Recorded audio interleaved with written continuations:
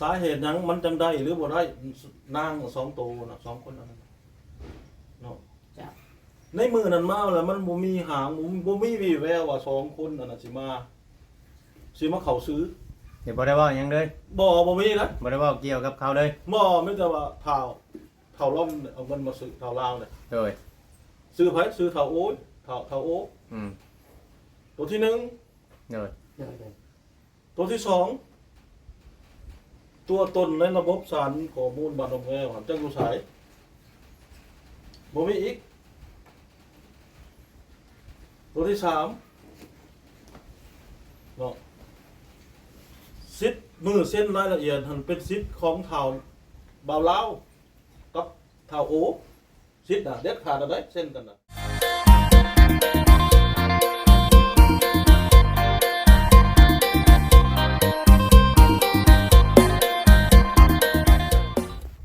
การทักทายสบายดีพ่อแม่พี่น้อง FC นี่ว่าปลาดุงที่หักแพงเบิดสุขุสุคนเนาะทั้งฝั่งลาวฝั่งไทยด้วยทั้งต่างประเทศพี่น้องเลยเนาะอย่างไรก็เข้ามาเบิ่งมาชมกันพี่น้องเนาะมื้อนี้ก็มาฟังเหตุผลแล้วก็มาเอาความถูกต้องเพราะมันบ่จบจักเทื่อมันมาห้องมาแฮงใช้กันนะพี่น้องก็เลยมาฟังกันเพื่อล้มกันอะไรมันคือลงรอยกันเนาะเขาเพื่อนนั่นในบ้านยันแต่มาแล้วมันเล่นใช้รถมือนะเละที่กันนะมาจอดนี่ก็เละที่เก่านั้นมันบ่มีโฮมเลยเจ้าจะไปเอาบ่ใช่อย่าแล้วมาฮอดเด้เนาะยันมาอย่างเงี้ยมาฮอดเดี๋ยวบ่เวียงกันได้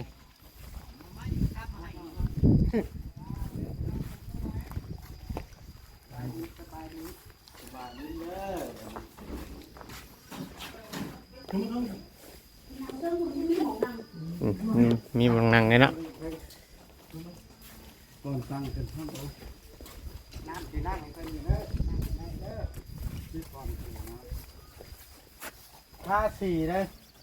อ๋อไอ้เรือนนี่มันจังขาวครับแล้วมันมาถนนแล้วบอกขออนุญาตเด้อขอเด้อไปขึ้นไปข้าวสาวไว้ครับ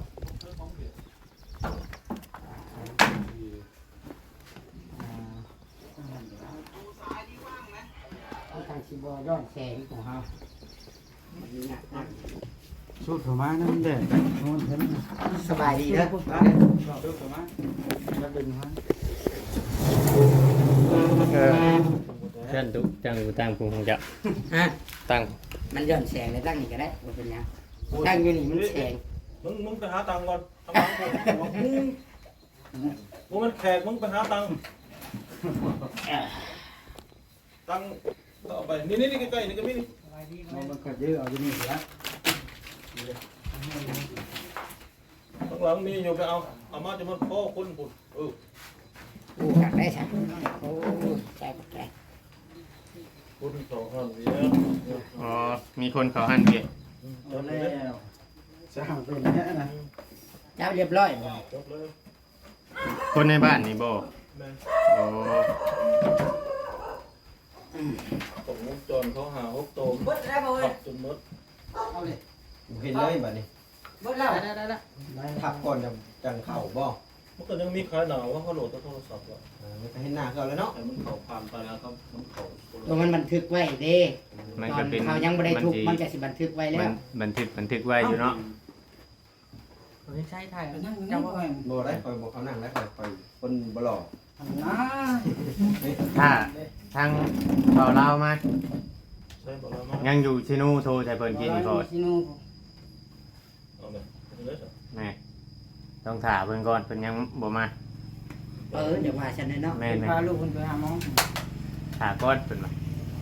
พาลูกไปหาหมอเพิ่นอยู่ชินู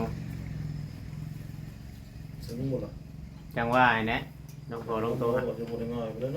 ทางพ่อลงโทรหาเพิ่นอีกจังนึงบุคือได้เป็นใหญ่ควายนะหมออยากโดนแน่เนาะเพื่อนั่นเนาะคำบอกนั่นกะจากหน่อยจังมาร่วมกันบอกคือว่าเนี่ยไรในบ้านเนี่ยแม่นับถือหักแพงมายังผู้ใหญ่บ้านเนาะบ้านหนองบางแงวเลยเนาะผู้ใหญ่เพิ่นให้คอยมาถามในบ้านเบิ่ง จุดประสงค์กับเรื่องที่ดินบอก แม่น ขอเอ่ยชื่อได้เนาะบัดนี้เนาะมาฮอดแล้วพอยที่ดินของเท่าโอบ่เท่าโอ เอาโอ้ยก็คือ เท่าโอยบ่ โอ้ ก็ที่แรกนั้นเจ้าของเงินนี่เพิ่นตอนให้ชื่อนี่เพิ่นว่า ให้ใส่ชื่อร่วมกัน3คนทั้งน้องเพิ่นนำเพิ่นว่าน้องเพิ่นนำ นั่งในห้องตุ๊กห้องติ๊กหมด ยังติ๊กยังมิก นางติ๊กกับนางมิกจุดประสงค์เพิ่นแบบนี้ ผู้ที่ว่าเพิ่นฝากเงินมาให้อะนะพ่อแต่ว่า หลังจากที่ว่าบ่าวเล่าเพิ่นหักเงินเนาะขอเอ่ยชื่อเพิ่นซะและมือไปซื้อและแม่นว่า คือตอนนี้นะแม่นซื้อน้อง2คนน่ะบ่มีบ่ บ่มีในใบซื้อขายดอกว่าพ่อบ่มีเนาะ บ่มีและบัดนี้ผู้ใหญ่ถาม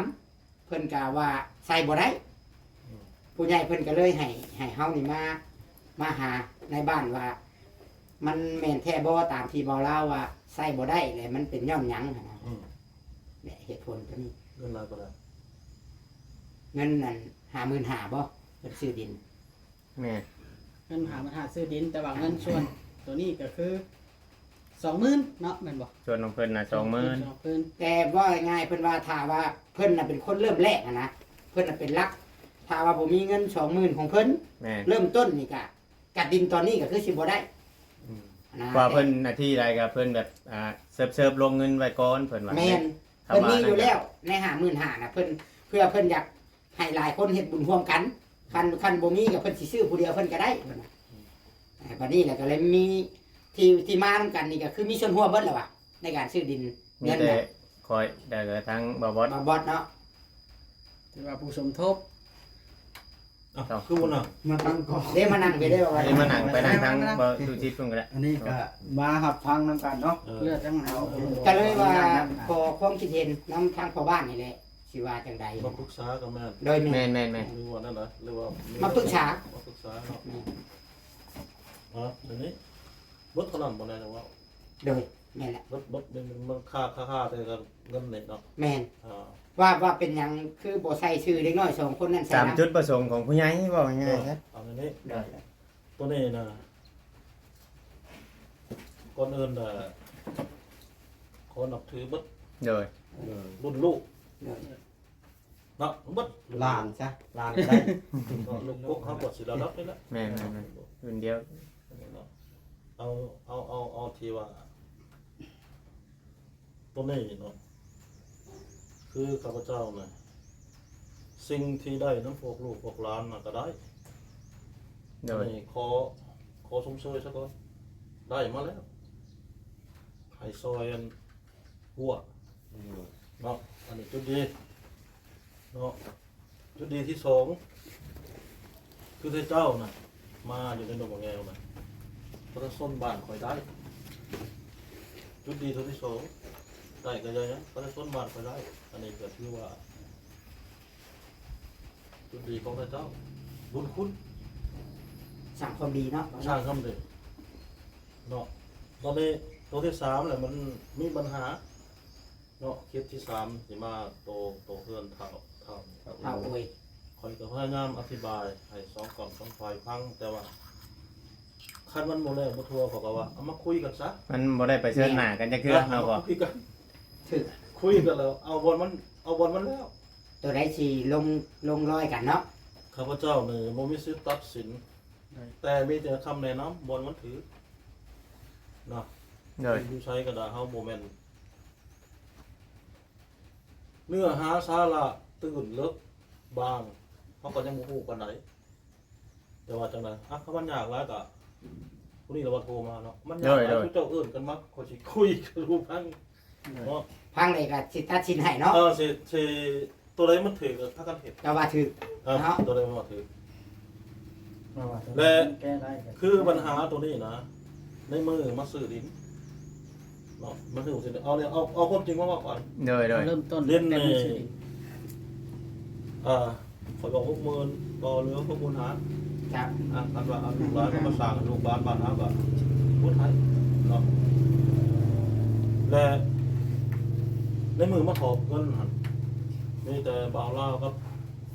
คนนี้ ด้วยแล้วก็ตั้งแต่แล้วก็ ตั้งแต่ เครื่องแล้วก็เมียบ่เล่า แม่น มีเท่านั้น ชื่อได้เนาะนี่ตัวที่หนึ่งสาเหตุหยังมันจังได้หรือบ่ได้นางสองตัวน่ะสองคนนั้นน่ะเนาะ จ้ะ ในมือนั้นมาแล้วมันบ่มีหางบ่มีวี่แววว่าสองคนอันน่ะสิมาเข้าซื้อ เดี๋ยวบ่ได้เว้าหยังเลย บ่มีนะ บ่ได้เว้าเกี่ยวกับเขาเลย บ่ไม่แต่ว่าเท่าล่อมเอาเงินมาซื้อเท่าลาวเนี่ย โดย ซื้อไผซื้อเท่าโอ้ยเท่าโอ้ อืม ตัวที่หนึ่ง โดย เด้อ ตัวที่สองตัวตนในระบบสารข้อมูลบ้านดงแงวจังอยู่ไสบ่มีอีก ตัวที่สามเนาะสิทธิ์มือเส้นรายละเอียดหันเป็นสิทธิ์ของเท่าบ่าวลาวกับเท่าโอ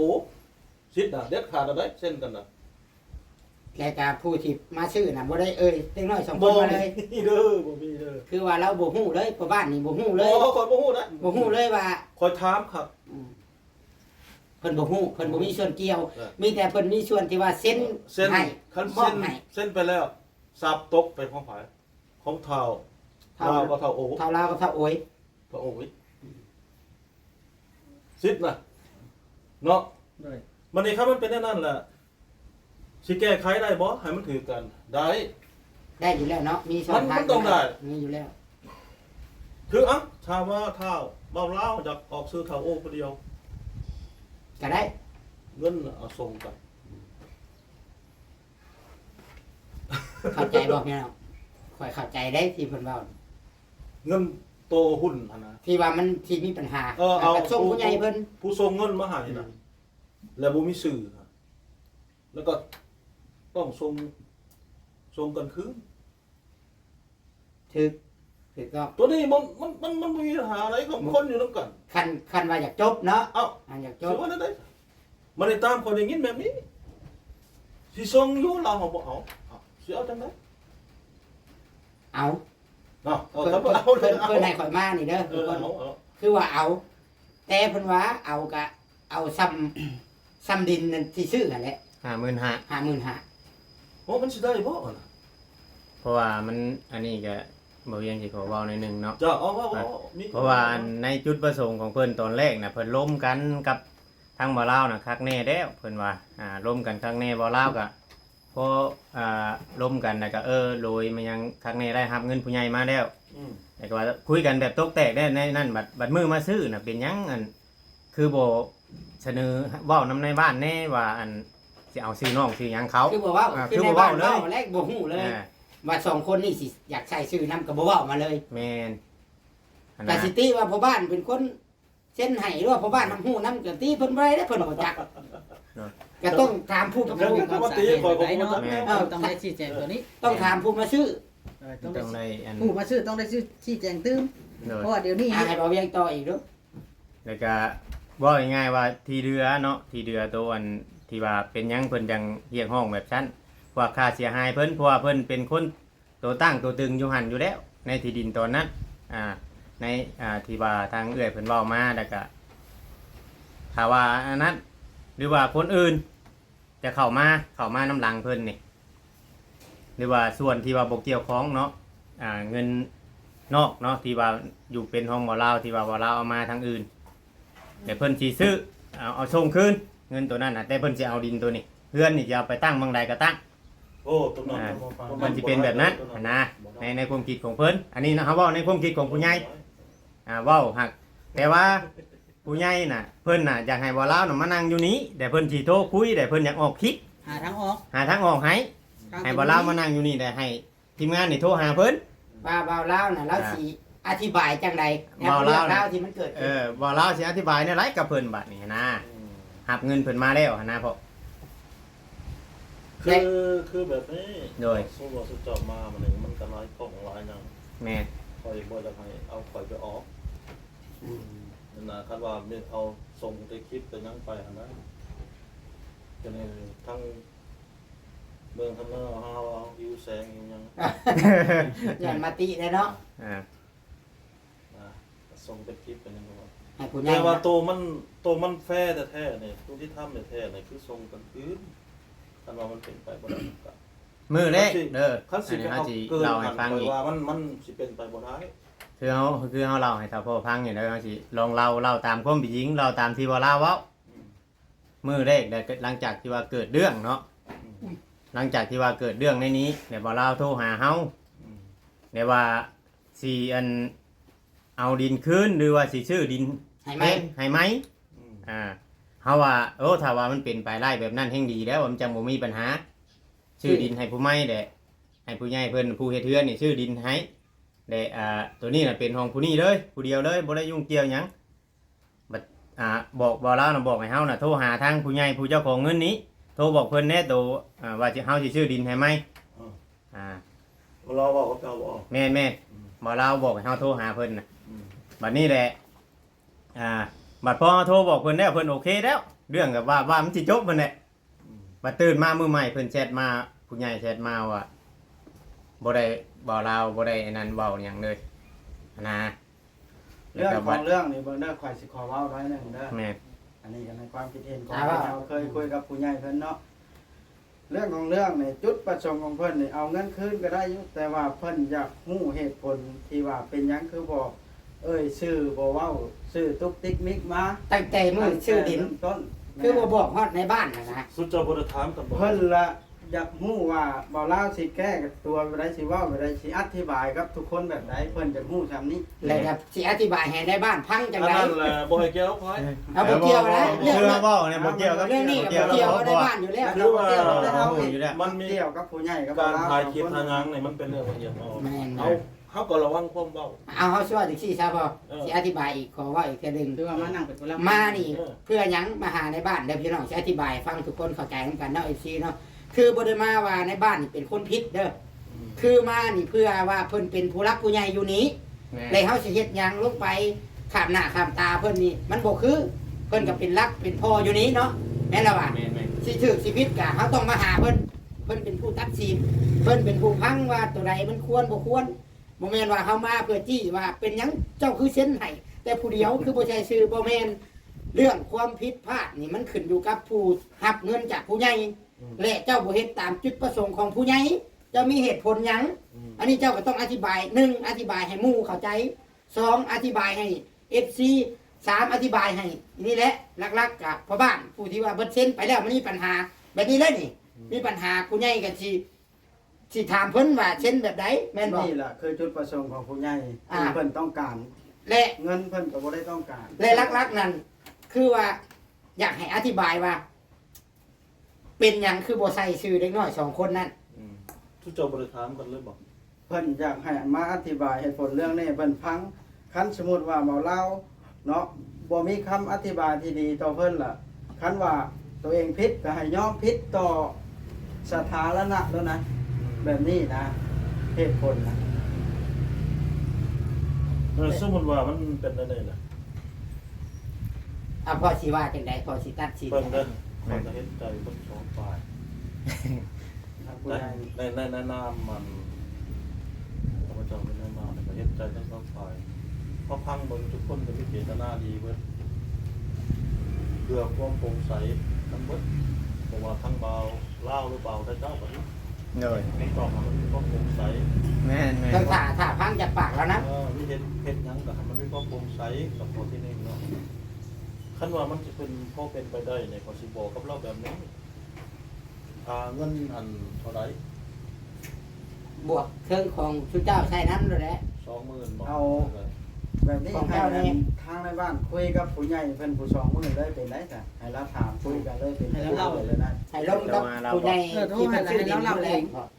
บ่เราผู้อยู่ตอนนี้ดมกันคือ คอ เขา ยการระวังอยู่แบบนี้การล้มหันเขาจะในโมบันทึกเสียง เออ ขอต้องระวังเหมือนกันใน การ คอยไปหาทุกเจ้าเนี่ยคอยไปคอยจะไปอยู่ตลอดได้บางเทื่อเขาก็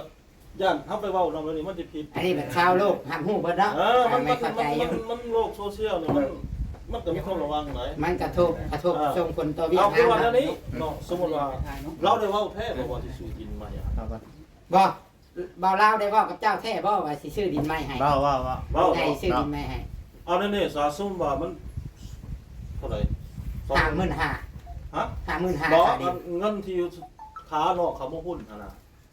คอยมี มีเท่าไหร่ ประมาณเท่าไหร่ รวมกันลูก พอสิถามเราเลย ของเฮานั่น5,000ของคนนี้ก็ 4,800 4,800ซ้ ของบ่แสนนี่เด้ เป็นเท่าไหร่ ำของบ่เซน5,000บ่เราก็มาหุ้นบ่โอ้ของบ่เซนเท่าไหร่เงิน คือว่า24,000ทั้งหมดแม่นบ่คนได้กิน แสน บ่ บ่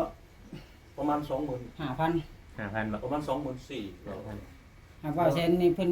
คือช่างสิบ่เกี่ยว คันว่า24,000แล้วแบบนี้ ว่าแสนเราทาง แบบนี้คนสิให้เราจกเพิ่มมาให้อีก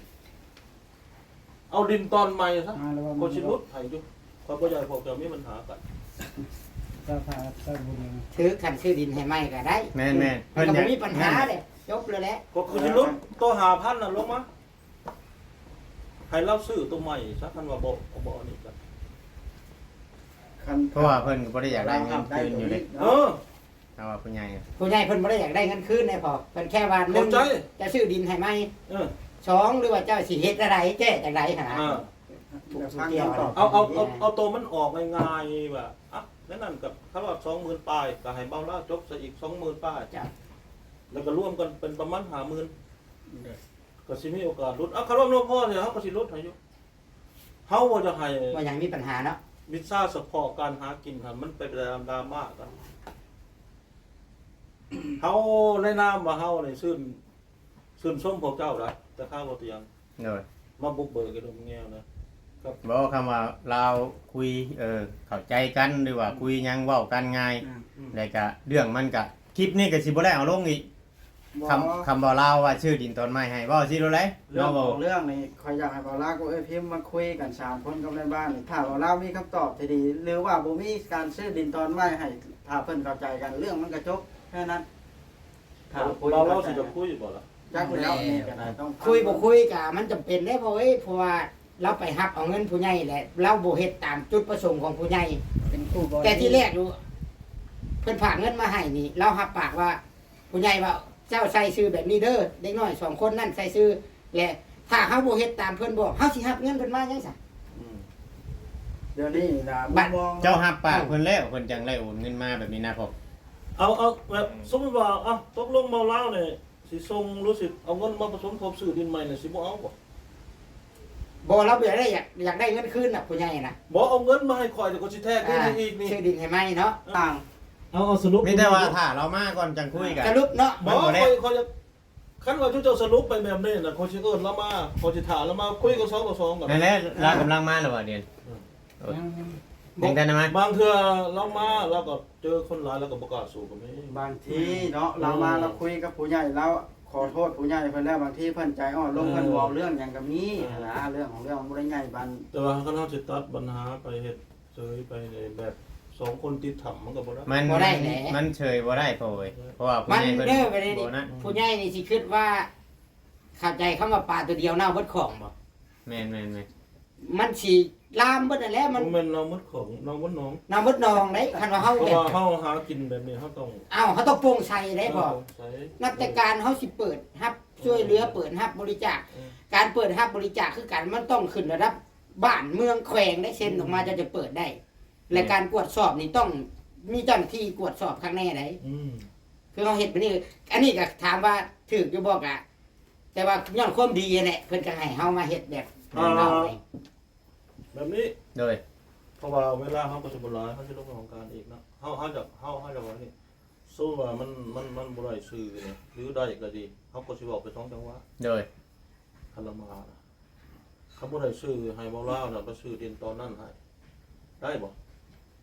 ถามหลาย เดี๋ยว ค เฮาน สิ ถามผู้ใหญ่ก่อนเนาะ โทรหาผู้ใหญ่ก่อนเนาะ ได้บ่ ขอโทรหาผู้ใหญ่ก่อนเด้อ